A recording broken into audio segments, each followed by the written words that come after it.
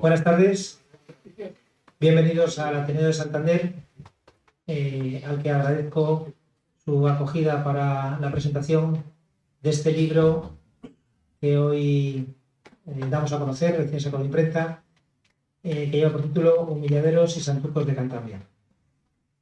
Al frente de los responsables del mismo son las dos personas que están sentadas en la mesa, Jesús Ruiz y Ana Rubio, que con este trabajo dan continuidad a un proyecto emprendido en el año 2016 sobre patrimonio construido en Cantabria, que comenzó con un estudio de antiguos hospitales, siguió con otros trabajos sobre ventas y caminos, después abordaron las ermitas en 2 volúmenes y ahora ya nos avisan de que esto no concluye el trabajo, sino que todavía tienen abiertos nuevos frentes.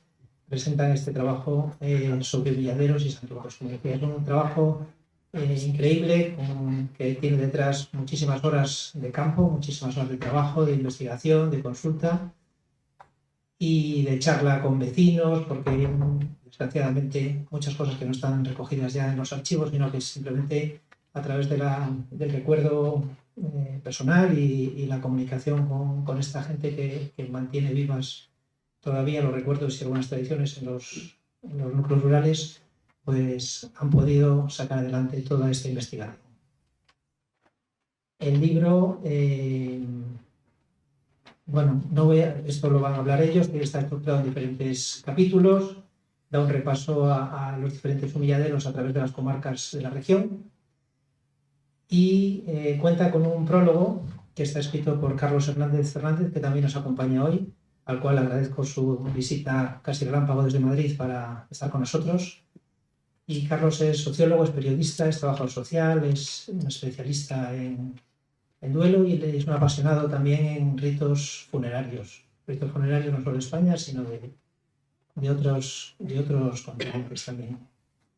Y Carlos ha hecho una pequeña introducción al libro, un prólogo desde otro punto de vista, diferente al punto de vista de patrimonio y catalogación que han hecho Ana y Jesús, y le voy a dar la palabra a él para que pues de paso vaya introduciendo este tema que para los profanos como yo, que eran profanos antes de empezar con ello, hace un año llevamos trabajando más o menos, o desde mi punto, vosotros llevaréis mucho más, ¿no? Pero desde que cayó en manos de la editorial un año con ello, pues es al igual que me ocurrió con Ermitas, que me ocurrió con los volúmenes anteriores,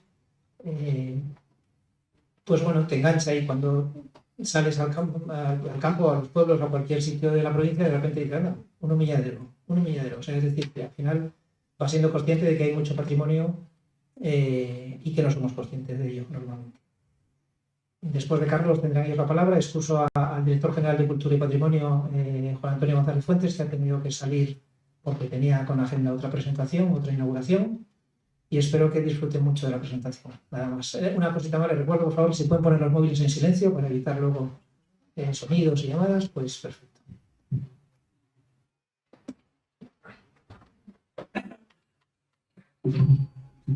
Bueno, pues buenas tardes. Fernando, el editor de Cultropía, y yo conocíamos un sacerdote agustino cántabro que yo he ido a muchos funerales que oficiaba él. Este señor, que tenía una forma muy peculiar de dar la misa en los funerales, casi siempre cuando moría una persona mayor, empezaba la homilía, decía, ahora voy a llamar a los niños que suban al altar. A ver, los niños que suban al altar. Entonces en los funerales los niños subían al altar, el cura les miraba y les decía, el abuelo se ha muerto. Sí, se ha muerto. ¿Y está en el cielo? Pues no, no está en el cielo. Y por eso estamos aquí, para rezar para que esté en el cielo. Pero se ha muerto y posiblemente no esté en el cielo. Y así oficiaba el funeral. Os podéis imaginar la cara de los niños cuando el cura le decía esto. Pero bueno, eso es el culto a las ánimas, o mejor dicho, el culto por las ánimas. Primero, el recordarte que alguien se ha muerto, y segundo, el decirte, no sabemos si está en el cielo. y como no sabemos si está en el cielo, pues posiblemente hay que rezar por él. Fijaos, los ritos funerarios ahora en la actualidad tienen como 3 funciones. La primera función es una función social. La gente viene a darnos un abrazo y nosotros pues estamos a gusto porque la gente que nos quiere nos da un abrazo. La segunda función es arrancar el proceso de duelo, porque dicen los que saben de esto que el proceso de duelo solo arranca cuando tú eres consciente de que alguien ha muerto. Y la forma de ser consciente de que alguien ha muerto en la actualidad es estando en un tanatorio, o bien en una caja, o bien al cementerio. Y la tercera función, que engancha directamente con la función del santuco, es la de facilitar el tránsito del alma a otro mundo, ¿vale? Y esto, los ritos funerarios, sean en la cultura que sean. Lo que pasa en la cultura nuestra, muy marcada por la religión católica, este tránsito tenía que ver por ese paso del purgatorio, ¿vale? Actualmente, quizás facilitar el tránsito del alma es uno de los sentidos que ha quedado más abandonado o más olvidado del rito. ¿Por qué? Porque estamos en una sociedad muy sacralizada, donde además no nos gusta el tema de la muerte. Es decir, la muerte es algo que no está presente en nuestros días, es algo que huimos de ello, es algo que hemos metido, sobre todo en la cultura urbana, en la cultura rural no tanto, que hemos metido casi como en un hotel. Yo cuando vamos a un tanatorio, y en el tanatorio de Santander he estado también alguna vez, es casi como un hotel. Tú ves un poco la recepción y no sabías diferenciar si no te dicen dónde estás. Y son sitios además donde, si os dais cuenta, el cadáver hasta se esconde un poco. Es decir, tú entras, ves la familia y si quieres ver al cadáver, es decir, incluso en el propio tanatorio acabamos escondiendo un poco lo que tiene que ver con la muerte. Son muertes muy individualizadas y muertes que nos dan miedo y que rechazamos. Y nos da miedo nuestra muerte y nos da miedo la muerte del otro. Pero no siempre ha sido así. No siempre ha sido así porque aunque la muerte nos dé miedo y aunque la muerte nos cause dolor, hace siglos la muerte formaba parte del día a día. La muerte formaba parte del día a día, cosa que ahora. Y la muerte además estaba en 2 ámbitos. En el ámbito social era mucho más colectiva que ahora y en el ámbito más sagrado. Es decir, cuando alguien se moría realmente, socialmente en España, muy marcada por la religión católica, estábamos o estaban convencidos de que esa persona pasaba a otro estado. ¿Pero a qué estado pasaba? Porque pensábamos que iba al cielo. Pero en un momento determinado, la Iglesia dice, no, al cielo o al infierno. Y en un momento determinado, con la Contrarreforma, dicen, no, oficialmente existe el purgatorio. Se hablaba ya del purgatorio, pero en un momento determinado dicen, no, oficialmente existe el purgatorio. Es decir, cuando alguien se muere, que además en esa época la mayoría de las veces eran muertes con sufrimiento, no te preocupes que va a sufrir más, pero que va a sufrir muchísimo más, que va a sufrir una barbaridad más si no va al cielo, si va al purgatorio. Va a sufrir tanto que los autores al final recogen un libro de José Boneta y Laplana, donde dice por aquí, que en el purgatorio se parece más que lo que han padecido todos los mártires. Y luego empieza este señor a hacer una serie de cosas que dice que se juntan los dolores de todas las mujeres que han parido en el mundo, todas las extorsiones que han padecido los cautivos y forzados, todas las maneras de dar tormento a la justicia, a los facinerosos y a los delincuentes, todas las ansias y las agonías de todos los medibundos. Y después de haber sumado con la imaginación pues en el purgatorio se sufría más, ¿vale? Con lo cual, cuando alguien se me muere y me dicen que a lo mejor se va al purgatorio, yo digo, por favor, ¿qué puedo hacer para sacarle de ahí? Entonces la Iglesia Católica me dice 2 cosas, rezar y dar limosna, ¿vale? Rezar y dar limosna, ¿dónde? En cualquier sitio y en cualquier situación. Y entonces la gente empieza a construir en Cantabria los santucos, y esto ya es terreno vuestro, los santucos o los humilladeros, igual que en Galicia empiezan a construir peto de ánima. Es decir, yo no quiero que la persona que ha muerto siga sufriendo y entonces rezo por ello. Empiezo a rezar y cuando voy por el camino me acuerdo de esta persona. Pero fijaos, cuando voy por el camino me acuerdo de esta persona y además es muy curioso porque me acuerdo también de que voy a morir. Imagínate ir paseando por aquí y que haya carteles que te recuerdo que te vas a morir. Y no, aquí te ponen, si conduces bebido te vas a morir. ¿vale? O te ponen, pero no te ponen, te recuerdo que vas a morir.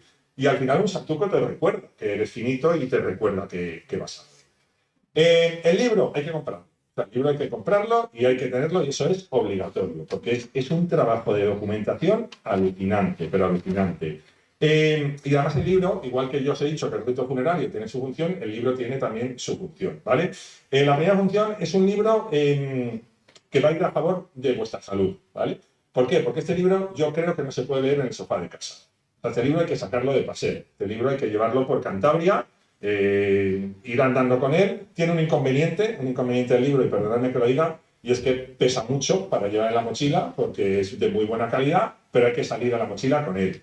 Y fijaos que Fernando ha dicho, claro, con el libro de repente ves un santuario y dices, anda, mira, y lo buscas. Yo os diría al revés, os diría que os hagáis itinerarios, nosotros mañana tenemos uno, a buscarlos y a verlos, porque va a ser la excusa también para conocer un poco la provincia y para conocer la comunidad. Con lo cual el libro va a contribuir a vuestra salud física, porque os va a hacer andar y os va a hacer cargar, pero además el libro, como han dicho ya, nos ayuda a recordar nuestro legado, vuestro legado, que yo no soy cántabro, cultural, pero también ese legado social de la relación que el hombre tenía con la muerte. Y la cuarta función del libro es que el libro nos ayuda a pensar que somos finitos y que todos los que estamos aquí con casi toda posibilidad vamos a morir. Y el libro, cada vez que veamos un santuco, cada vez que veamos un humilladero, pues recordaremos que vamos a morir. Y diréis, pues vaya plan. Pues no, porque recordar que vamos a morir, yo creo que definitivamente lo que nos tiene que hacer es ponernos las pilas para disfrutar más de la vida. Muchísimas gracias.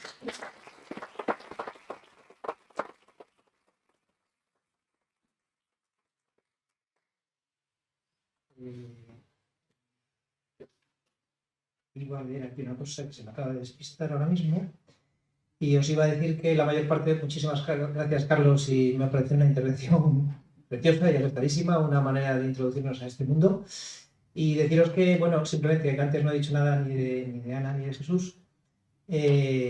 Son dos personas que por formación están muy relacionadas con este mundo, pero que en su día a día tienen su profesión completamente distante y al margen de ello. Entonces, antes hablaba con Juan Antonio, el director general de Cultura, decía que esto, y llegamos a la conclusión de que se hace por amor al arte o no se hace, porque las horas dedicadas a un trabajo como este son impagables.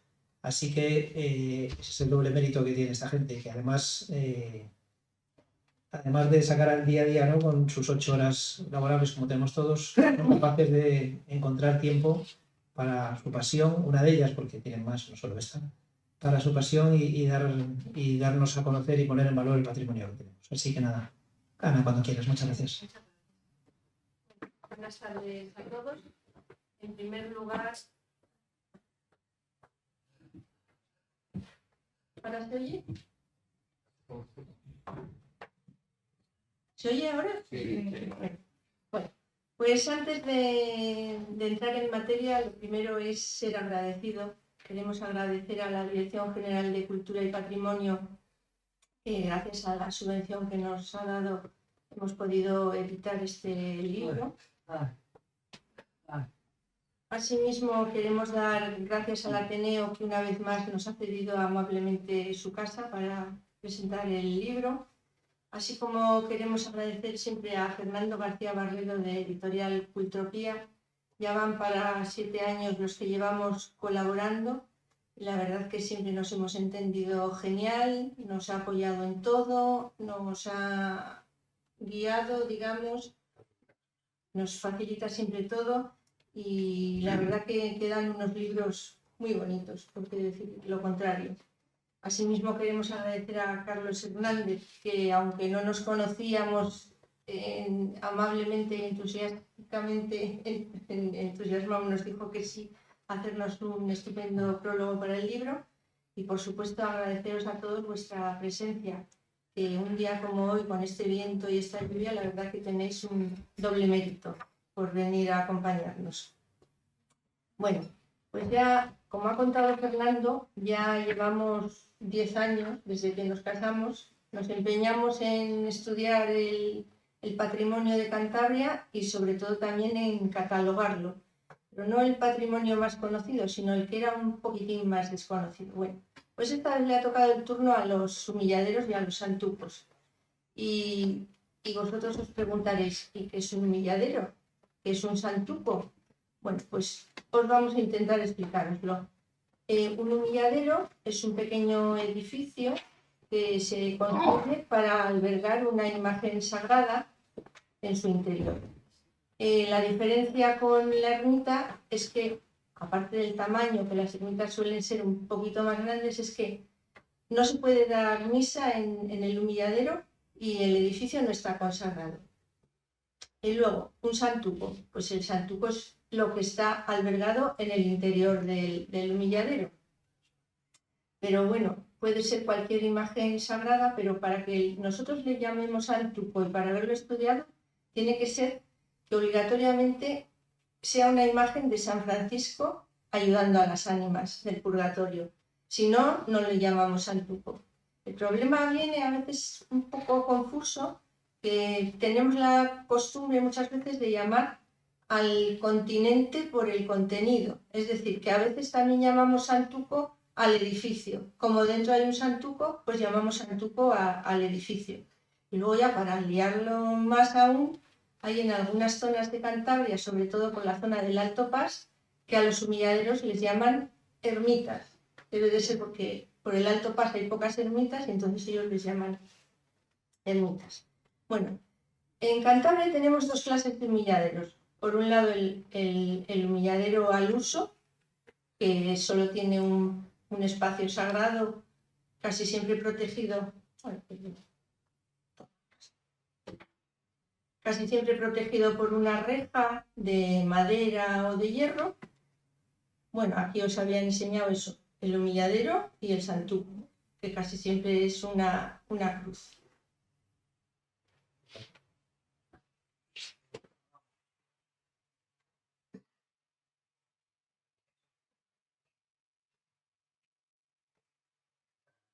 Disculpad. Bueno, los santucos casi siempre están protegidos por el humilladero, pero casi siempre, a veces, sobre todo los de piedra, están exentos, están en mitad de una campa o en los caminos. No sabemos si porque siempre estuvieron exentos o porque el humilladero se ha perdido. Por ejemplo, en este de Torres sabemos que esas dos columnas que hay ahí eran el antiguo humilladero que protegía al santuco, pero ahora ya el santuco está en un lado y las columnas están en otra finca. Bueno, pues lo que os decía, en Cantabria tenemos dos clases de humilladeros. El humilladero al uso, que solo tiene el espacio sagrado con la imagen dentro y protegido del exterior por una reja de hierro o de madera, y luego lo que llaman los asubiaderos. Los asubiaderos son exclusivamente de Cantabria, no los encontramos en ninguna otra zona de España. Los asubiaderos tienen dos zonas, una que es la zona sagrada para proteger al santo, y luego tienen otra zona exterior que sirven para asubiarse, que es una palabra preciosa que solo se utiliza en Cantabria y que significa guarecerse de la lluvia. Entonces, los asubiaderos pues tienen siempre normalmente dos banquitos de piedra que el caminante pues puede esperar a que escampe o simplemente pues a charlar con un amigo, o lo que decía antes Carlos, a rezar una oración por las ánimas de tus familiares. Bien, ahora os voy a dar unas pequeñas pinceladas de la iconografía de los santucos. Los santucos, como os he dicho antes, siempre tienen que tener de protagonista a San Francisco y a las ánimas. Los santucos pueden ser bien de piedra o bien de madera y pueden estar exentos o pueden estar dentro del humilladero. Los más antiguos son los de piedra y son los que llamamos las cruces de ánimas. Y siempre llevan la misma iconografía, parecen hechos todos como por molde.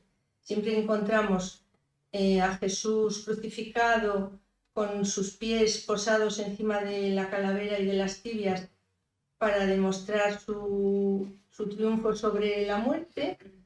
Luego siempre está también la Virgen de la Soledad en actitud orante y con una toca que parece como en actitud monjil, en soledad. Y luego siempre aparece San Francisco. Siempre aparece San Francisco, que está ayudando a las ánimas para que puedan salir del purgatorio.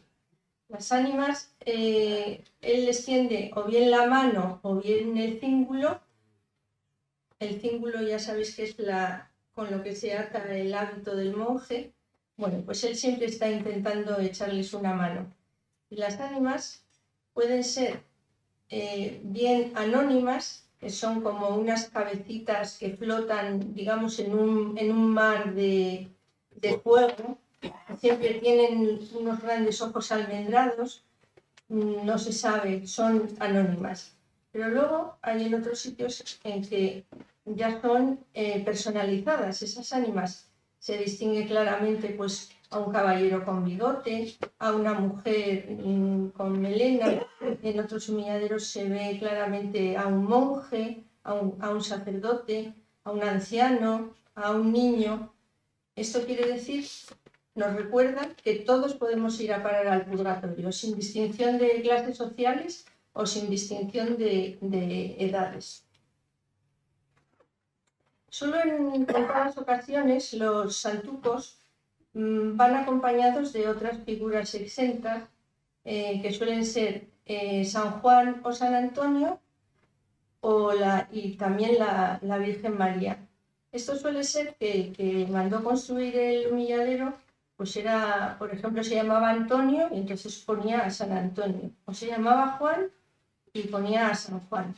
Esto tenemos 3 ejemplos muy bonitos. Uno de ellos es el que está en el Museo Etnográfico de Murieras, que antes este humilladero estaba en Santa Lucía, al lado del puente de Santa Lucía, pero lo movieron de sitio y ahora se conserva en el Museo Etnográfico. También encontramos otro ejemplo igual que estos en Selores y en Correpoco.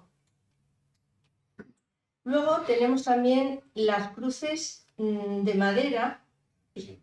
Entonces, estas no se llaman cruces de ánimas, se llaman cruces de la pasión. ¿Por qué se llaman cruces de la pasión?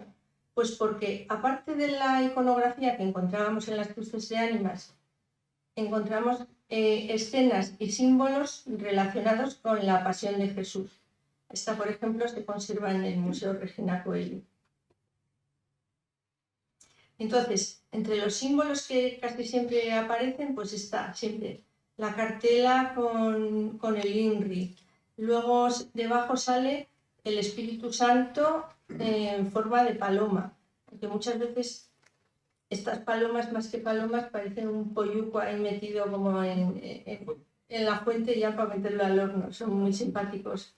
Luego, a veces, solo a veces, aparece Dios, que siempre está como flotando en una nube, y es curioso que siempre lleva en la mano la bola del mundo.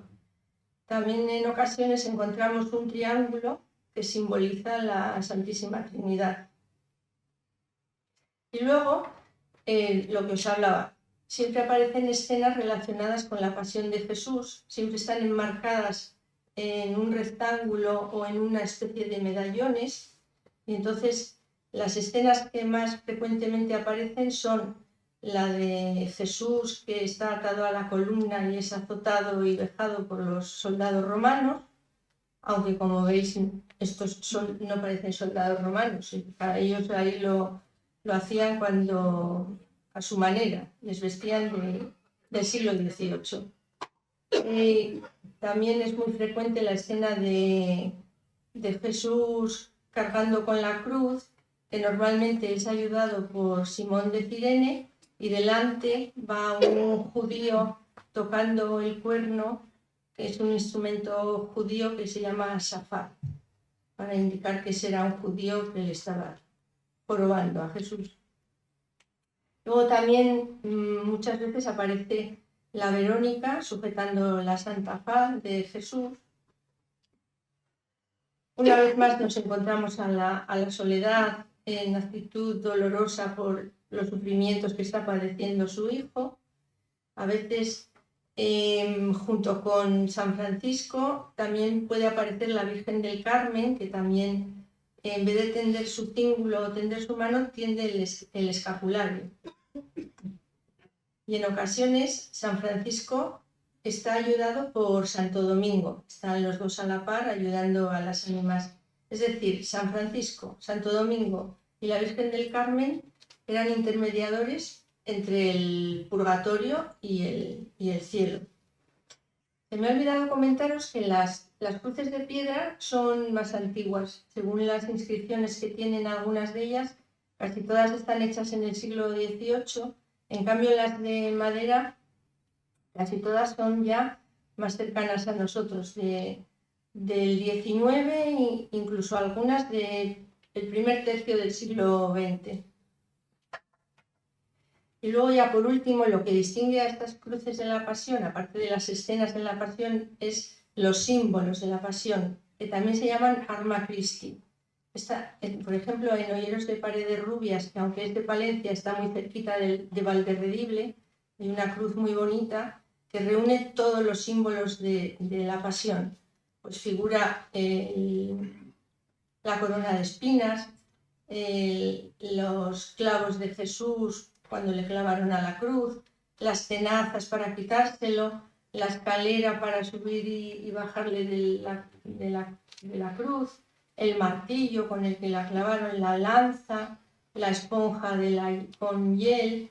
Incluso es súper simpático que sale la jofaina y el aguamanil de donde se lavó las manos Poncio Pilato. Y luego al otro lado está un gallo que simboliza las negaciones de San Pedro, que le negó 3 veces antes de que el gallo cantara. Estas cruces del Arma Christi tienen su antecedente en unas cruces hispanoflamencas que se pusieron de moda a finales del siglo XV, primeros del XVI, que estaban pintadas las cruces y tenían solo eso, los símbolos de la Pasión. Aquí en Cantabria, que nosotros conozcamos, solo hay una que se conserva en el Museo Regina Coeli de Santillana. Y luego, en contadas ocasiones, en estas cruces se representa el infierno. Y siempre que sale el infierno, está representado en forma del monstruo Leviatán. El Leviatán viene de una palabra hebrea que significa enrollado. Y entonces puede estar de 2 maneras. En forma de monstruo marino con una gran boca, con unos dientes enormes que se está engullendo a las ánimas. Y este demonio que lleva un ánima cargada a la espalda para tirárselo al Leviatán y que se lo engulla, o si no también en forma de gran serpiente que se enrolla alrededor de las pobres ánimas aterrorizadas, pero esto no es demasiado frecuente. Y no siempre los santucos son en forma de cruz, a veces también son en forma de retablos que pueden ser o de madera, que casi siempre están bastante mal conservados, y si no, pues también de piedra. Por ejemplo, del barrio La Pila de Lloreda de Cayón, está en el cortavientos de una casa particular y ahí se conserva el pequeño santuco. Y luego nos preguntamos quién había construido estos humilladeros o quién había mandado fabricar estos santucos. Entonces, en muchos de ellos se conservan inscripciones y cartelas, y siempre estudiándolas nos dimos cuenta de que siempre estaban hechos por personas particulares. Nunca fue hecho ni por el concejo ni por la iglesia, no. Siempre cada uno hacía un humilladero en memoria de sus fallecidos. Pues una viuda lo hacía en memoria de su marido, unos hijos en memoria de su madre, siempre era así. A veces eran anónimos, simplemente a devoción de un devoto de las ánimas del purgatorio. Pues un devoto.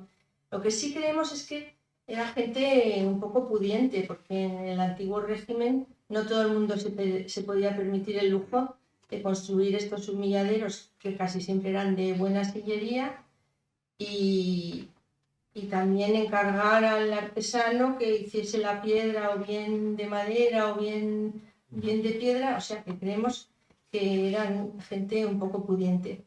Lo que también es curioso es que siempre suelen estar agrupados los humilladeros. Es decir, por ejemplo, en Presillas, es un pueblo no demasiado grande, hay 5 santucos de ánimas.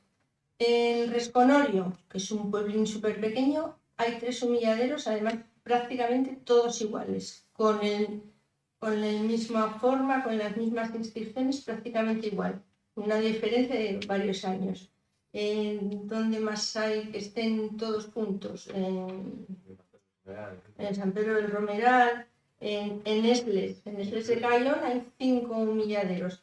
Entonces nosotros creemos que es por el efecto contagio. ¡Ah, qué buena idea! Mi vecina ha hecho un humilladero a la memoria de su madre. Pues mira, yo también voy a hacer otro, que así también rezo por ella. O lo que yo llamo el efecto envidiuca, que es, pues vaya, esos se han hecho un humilladero, pues nosotros no vamos a ser menos, que tenemos más pasta. Así que nosotros también vamos a hacer otro. Nosotros creemos que tiene que ser algo así. Y luego también, en base a las fechas que quedan registradas en estos humilladeros, casi todos están hechos en el siglo XVIII, porque las cruces que hemos encontrado anteriores al siglo XVIII son todas cruceros solo con la figura de Jesucristo. Por ejemplo, la que más antigua que nosotros hemos encontrado es esta del cementerio de Sobre la Peña, que está hecha en 1680, pero no sale la figura de las ánimas ni de San Francisco. Son solo cruceros, como por ejemplo el de Valdecilla, también solo tiene la figura por un lado de Jesús y por el otro de la Dolorosa. Entonces, creemos que en el siglo XVII estaba de moda hacer cruceros, pero a lo largo del XVIII ya empezamos a encontrar los santucos de piedra al principio y luego ya según va avanzando el tiempo son las de madera. Aquí tenemos un gráfico con la cronología. Es el gran boom, es a lo largo del 18, en el 19 tal, y luego ya hasta el primer tercio del siglo XX se siguen haciendo humilladeros con santucos, que luego en el siglo XX e incluso en el siglo XXI se siguen haciendo humilladeros, esto, pero ya no tienen dentro los santucos, ya tienen dentro pues a la Virgen del Carmen, a San Fernando o simplemente una cruz, pero ya no tienen al santuco de ánimas dentro. Y ya cedo la palabra a Jesús, que os va a contar más cosas. Muy bien.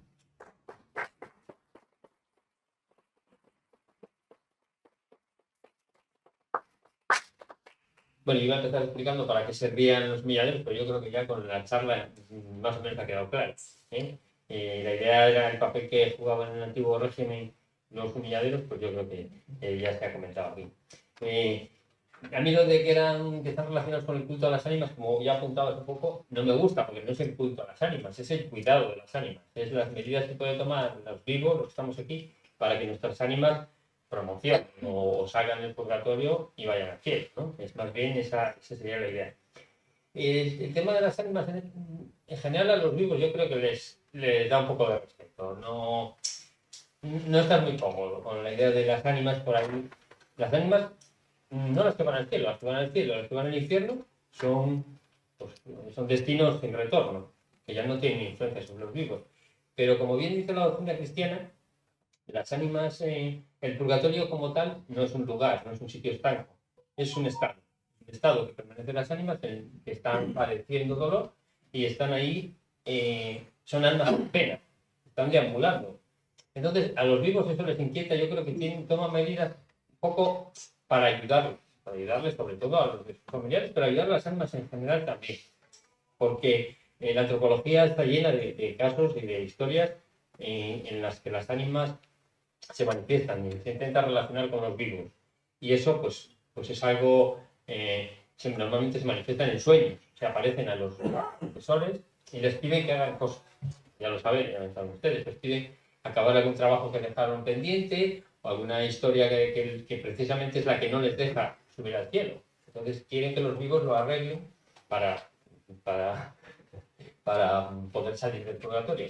Bueno, entonces,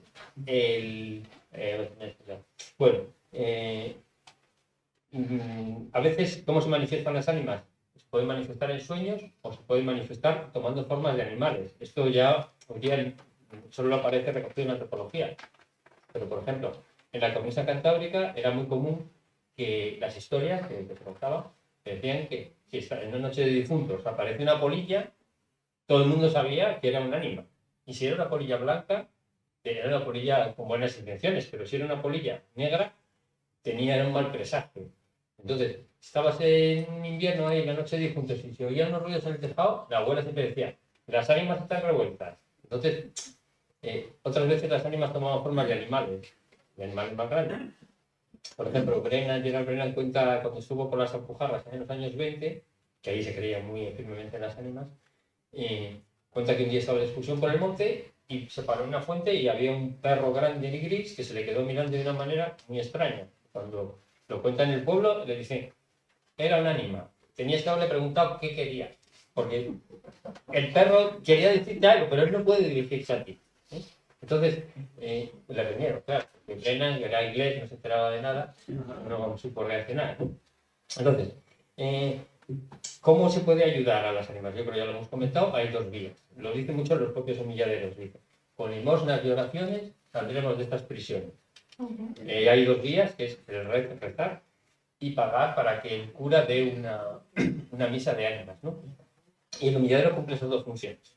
Está ahí, lo que decíamos antes, recordando eso, y la persona que pasa puede rezar, puede echar una moneda que luego la señora, la propietaria del humilladero, o la heredera, recoge el dinero, se lo da el cura para la misa de ánimas.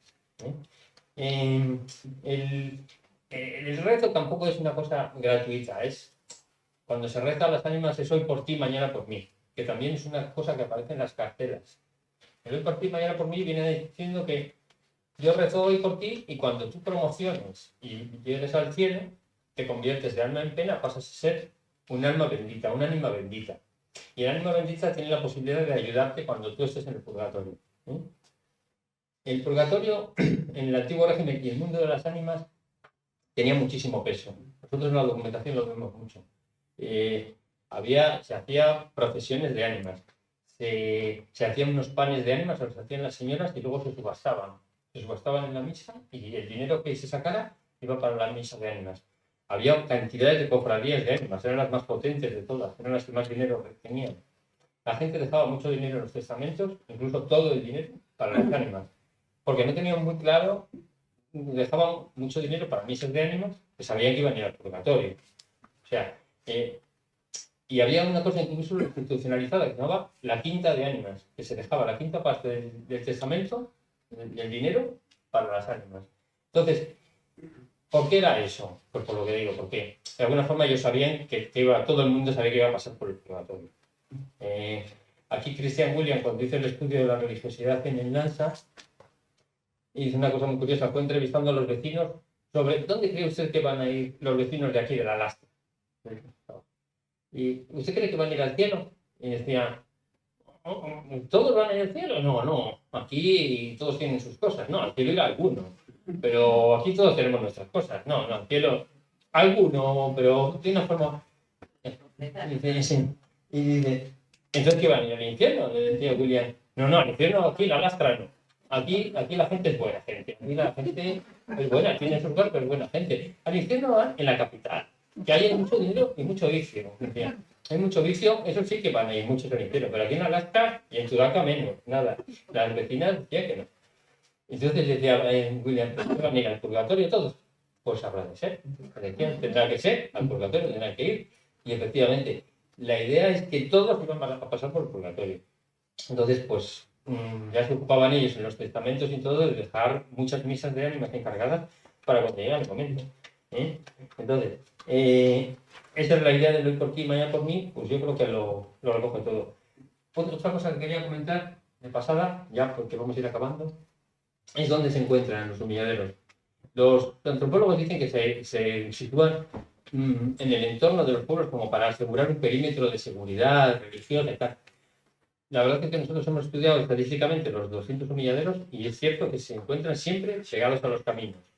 Y sobre todo, el mayor porcentaje está en los accesos a los pueblos. Desde donde se les vea, si vas a entrar al pueblo, que lo veas. Yo creo que también buscaban un poco la visibilidad, ¿no? Que se vea allí. Para eso me he gastado los cuartos, para que se vea el humilladero que he hecho, ¿no? Pero bueno, otras veces es cierto que están, ya verás, que están en los puertos. Este es el que hemos puesto en capa.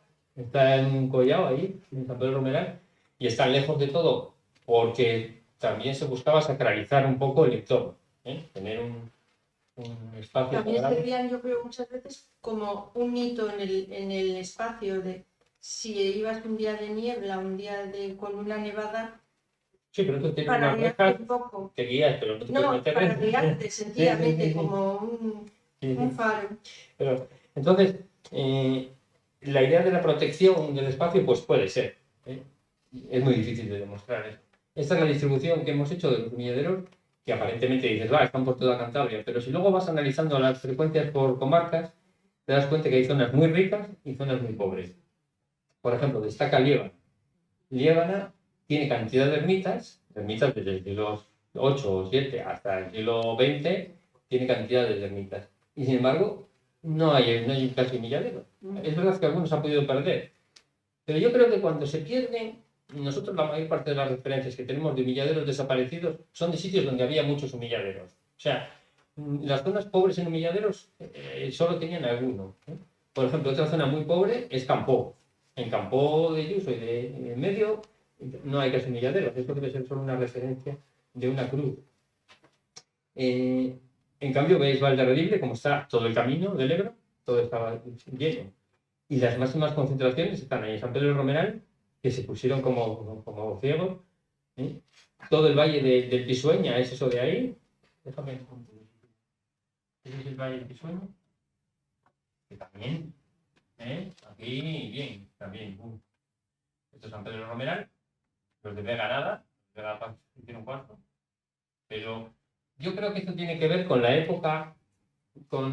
Aquí casi no hay ermitas, porque el poblamiento, por mucho que se intente retraer y tal, es muy tardío. Yo creo que el poblamiento de San Pedro Romeral, de los valles interiores de San Pedro Romeral, por las ermitas, las pocas que hay, las iglesias que hay, es del siglo XVIII. Y el siglo XVIII es el momento de los humilladeros. En cambio, el momento de las ermitas, que es el siglo XVII, están aquí las ermitas. En otro libro que tenemos de ermitas yo me di cuenta de que es que tienen comportamientos inversos. Allí, por ejemplo, no hay nada, o muy pocos. Hay en Guriezo, tiene uno aquí, el señor está en el Prado, en la finca, y poco más. Y otro en Casturriales, que es moderno. Bueno, están asociados, como vemos, a los caminos. Este es el camino de los porlamontanos, este es el camino que lleva desde el Saja y lleva a Campó. Está prendado. El camino de la costa también está lleno. El camino de la montaña que conectaba Liébana con la Masón, también hay algunos. Entonces, la distribución es muy interesante. Luego, a nivel de la escala, ya lo último. A escala más España, lo estábamos comentando antes, en Asturias, por ejemplo, dice que tienen humilladeros, pero tienen muy pocos. Solo tienen media docena en uno de los valles. Tienen uno que hizo un pasiego que andaba por allí y poco más. Y donde tienen muchas manifestaciones muy similares, pero no son humilladeros, es en Galicia. En Galicia los petos de ánimas es como el equivalente aquí. No, luego también hay bastantes que son muy semejantes a los de Valderredible en el arco de Santa Gadea. Sí, las Merindades de Burgos tienen 25 humilladeros, que tampoco está mal, me parece que es un territorio grande. Pero... Y luego lo último, los humilladeros no son todos iguales, hay unos modelos, unos formatos que se distribuyen por zonas. En la Marina de Cantabria y en la zona de Trasmiera se hacían asubiaderos, que son unos humilladeros muy grandes, pues como de 4 metros de lado, que tienen una buena zona para donde acogerte. A ver, pasa. Este es otro formato que es el de soga, que tiene 2 bóvedas, que es muy peculiar, que casi solo aparece ahí. Tiene una doble bóveda, una para espacio de refugio y otra espacio sagrado. Los humilladeros nuevos son buenos, tienen bastantes y son bastante buenos. Este es el humilladero típico de la zona del Par, que son sobre todo de Pisueña y por ahí, que son muy estrechos. Yo creo que lo hacían para ahorrar dinero, porque tienen la esencia sí, pero como ven, son siempre muy delgaditos. Mira, Altos y delgados. por ejemplo, se me olvidó antes deciros que las rejas, hay un sistema de reja que le llaman a la cántabra. Un sistema de cierre de la reja. Que ya no se puede abrir nunca. Está sola. Podrías el humilladero y la reja, o ya no puedes hacer. Puedes picar un poco y arrancarla. Otro sí que se puede abrir para limpiar o lo que sea, pero hay mucho Pues esto que- te parece un poco a las personas. Aquí es la zona pasiega, pues son flacos y así delgados. Los de Liébana son muy raros, ya verás. Y con uno de Liébana, que lo vean. Estos los de Liébana, llevan separaciones, son raros. Son como un buzón. Son como los de allí, pues raros. Y esos son muy, muy buenos. Los de Campo y Valderredible son sólidos, son edificios muy bien hechos, bien rematados, todos pura sillería. Están hechos para lucirse y pues eso, un modelo como un buen día. Luego esto es una cosa que aparece un poco dispersa por Cantabria, hay 4 por Cantabria y son un poco peculiares, son como señoriales, yo creo que los hacían los hidalgos. Y yo creo que ya está, ¿no? Bueno, la conservación es un problema porque ya lo habíamos comentado antes, muchos humilladeros están alejados de la mano de Dios. Como veis, hay una mayoría conservada, pero muchos mal reformados o reformados. Y esa categoría de semidestruida es muy problemática porque como son edificios de tan poca entidad, enseguida una nevada o cualquier cosa pasa rápidamente de semidestruido a destruido. Como por ejemplo este, que acabó así. Entonces, habría que plantearse Soba, por ejemplo, y Valderredible hicieron campañas en los años primeros del milenio, el 2000 algo, hicieron campañas de restauración de todos sus humilladeros y la verdad es que da gusto verlos ahora. San Pedro del Romeral ha restaurado alguno, pero como tiene tantísimos, pues muchos los tiene en ruinas. Y este, por ejemplo, es una pena, porque el Ayuntamiento de Santander tiene solo 3 y mira cómo tenemos este, de San Román de la Llanilla, que queda como pena. Y esa es la cosa. Bueno, y lo que está claro es que, aunque muchos tienen en su interior santucos hechos por artesanos locales con un estilo totalmente naif que la verdad que provocan como una sonrisa, que parecen hechos por niños, en cambio otros son verdaderas obras de arte muy bien elaborados. Lo que está claro es que todos se merecen seguir en pie para que sigan cuidando de nuestros caminos y sobre todo para que sigan cuidando de nuestras almas, que buena falta nos hacen. Muchas gracias a todos. Sí.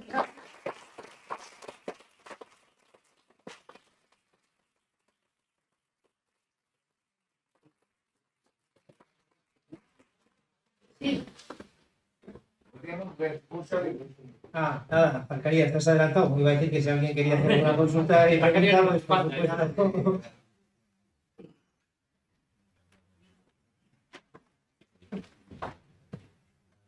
Muchas gracias, me habéis tocado un tema como todo lo de Cantabria, me interesa muchísimo.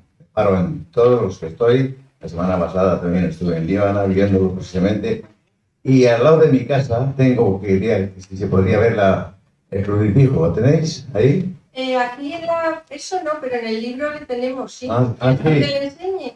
Bueno, no sé. Ahora voy a coger el libro. Sí, lo voy a coger para interesarme, para ver la leyenda.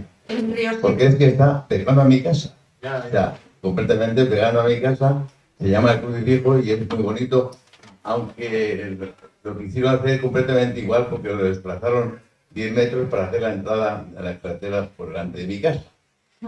Pero ha quedado bien y tiene una leyenda muy bonita.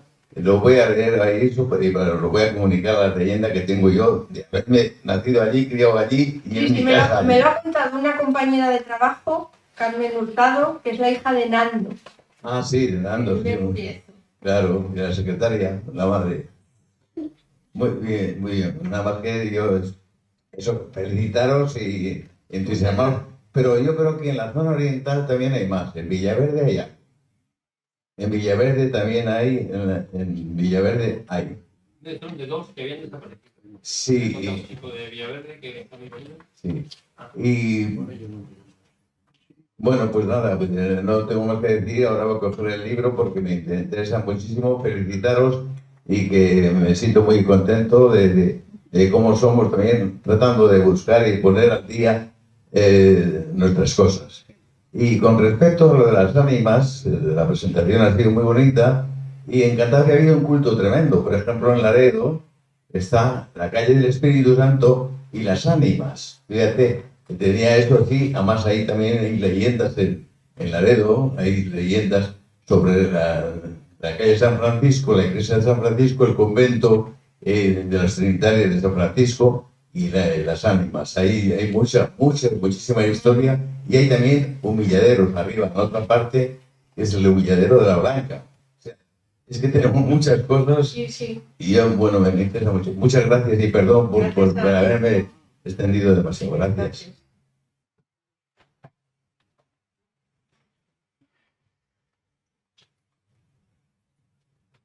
Bueno, buenas noches. Me vais a perdonar que he llegado tardísimo. Voy a pedir que estaba... Te disculpamos. Me disculpáis. Además es un tema que siempre me ha encantado, el tema de los humilladeros, los santucos, y os voy a hacer exactamente la misma pregunta que os hice en la presentación de la vez pasada, que fue el libro de las ermitas.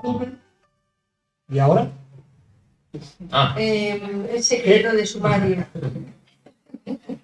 Porque vamos, estáis catalogando todo el patrimonio vamos a tomarnos una temporada un poco de Cantabria vosotros solos. Que va, tenemos muchos colaboradores. Claro. Ya, bueno, sí, pero el trabajo de campo y el trabajo luego editorial y todo que hacéis es increíble y desde luego una maravilla. Claro, pues estamos dando vueltas, todavía, bueno, andamos. O sea, que tenéis proyectos. Sí. Vale, pues sí. Enhorabuena por el libro y luego podéis echarles un vistazo y muchas gracias. Gracias.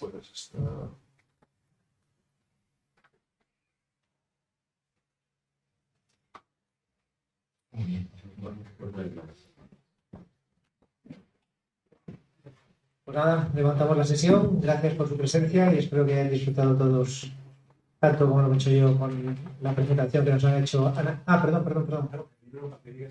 Bueno, y si alguien quiere comprar el libro, por supuesto, como siempre que se hace una presentación en el Ateneo, está a la venta en la entrada en la sala de la verdad. Muchas gracias. Y se lo pueden firmar, por supuesto, que están deseando, además. Gracias.